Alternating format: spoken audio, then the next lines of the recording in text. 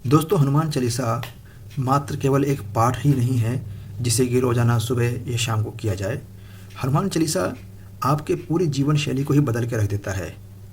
बस फ़र्क ये है कि बस आप इस पाठ को जब आप सुबह शाम करते हैं तो आप इस पाठ में जो दोहे हैं उनके मतलब को भी एक बार थोड़ा सा समझ लें। दोस्तों, यहाँ पर कंचन शब्द का अर्थ बड़ा ही सीधा सा है, सोना, और वर्ण का अर्थ होता है शरीर, यानी कि हनुमान जी के शरीर को सोने जैसा कहा गया है।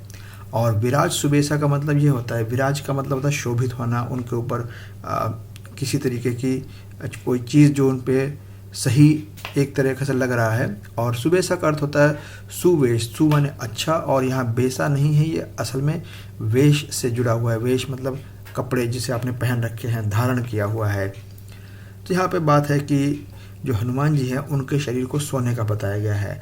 आपको ये बात जान करके अच्छा लगेगा कि पूरी रामायण में सोने का शरीर केवल 2 ही बार इस्तेमाल हुआ है। एक बार तो तब जब मारीच जो है सोने का हिरण बन करके आया था, और दूसरी बार अब जब हम भगवान श्री हनुमान जी के वर्णन करते हैं तब। अब भगवान श्री हनुमान जी को प्रभु श्री राम ने लंका भेजा था, जबकि वहाँ पे वानर सेना में और भी बहुत से धुरंधर थे, जैसे कि अंगद और स्वयं जो बाली के भाई थे सुग्रीव। परंतु प्रभु श्री राम ने श्री हनुमान जी को ही क्यों इस काम के लिए भेजा था? आपको याद होगा कि जब मारीच स्वर्ण मृग बन करके माता सीता के सामने आया था, तो माता सीता के अनुरोध पे प्रभु श्री राम मारीच को लेने गए थे। उनका कहना था कि हम इतने सुंदर हिरण को पालेंगे। यहाँ पर यह बात ज़रूरी है कि यहाँ पर हिरण को वध करने के उद्देश्य से नहीं भेजा गया था प्रभु श्री राम को माता सीता के द्वारा, बल्कि उन्होंने ऐसा कहा था कि हे स्वामी, इतना सुंदर हिरण है, इसे हम अपने आंगन में रखेंगे, इसे हम पालेंगे। परंतु वहाँ पर उनके साथ एक धोखा हो गया और उसके बाद रावण ने माता सीता का हरण कर लिया।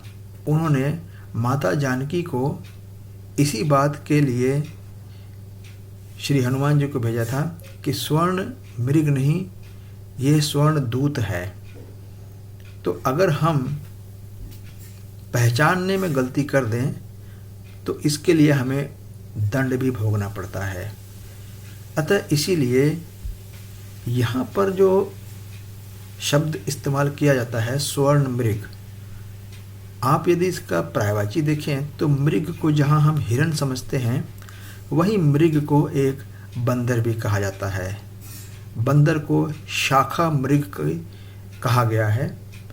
और इसीलिए भगवान श्री राम ने हनुमान जी को लंका भेज करके माता सीता को यह संदेश दिया कि हे जानकी, असली मृग तो यह है जो मैंने तुम्हारे पास भेजा है।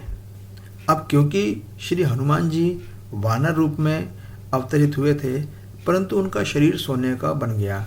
पर ऐसा क्यों हो गया? इसके पीछे सीधी सी बात है कि जब भी हम ज्ञान को केंद्रित कर लेते हैं, अपने मन, विचारों, क्रम को सही तरीके से रखते हैं, ब्रह्मचर्य का पूर्ण पालन करते हैं, तो जाहिर सी बात है कि शरीर में एक कांति सी आ जाती है, शरीर में एक चमक आ जाता है।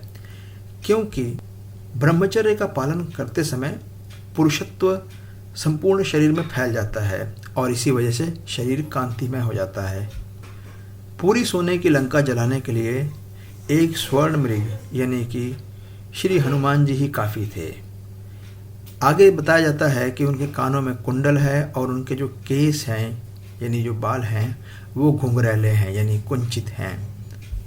इस प्रकार से इस चौपाई में वर्णन किया गया है, कंचन बरन बिराज सुबेसा, कानन कुंडल कुंचित केसा।